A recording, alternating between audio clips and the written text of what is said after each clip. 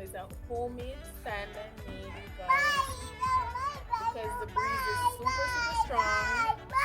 Now, so if I had bought one from Amazon, it pretty much can only work indoors.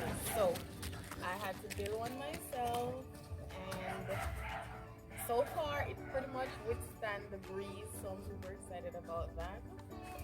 And yes, so tell me down below what you guys think. As you can see, it's pink and black. Yeah, so let me know down below how did I do for my first try at a balloon garland arch. Come here. Nah, come here. So I will be making more, but this is my first one, and I'm super excited. So tell me how I did down below. How much will you grade me?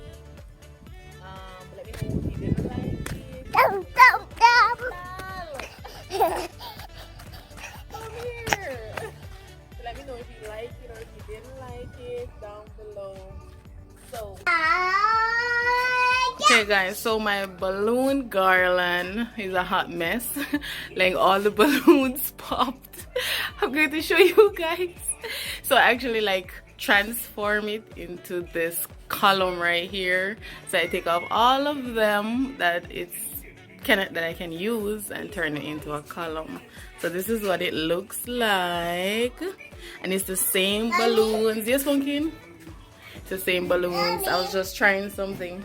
Thank you. I was just trying something, but when the sun hits, yeah, it's a different story. Mommy, yes, now.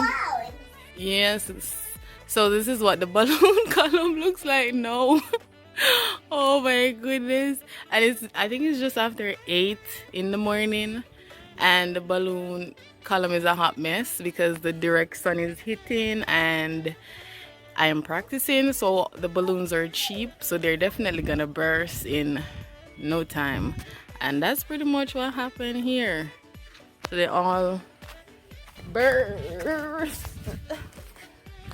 They all burst pretty much.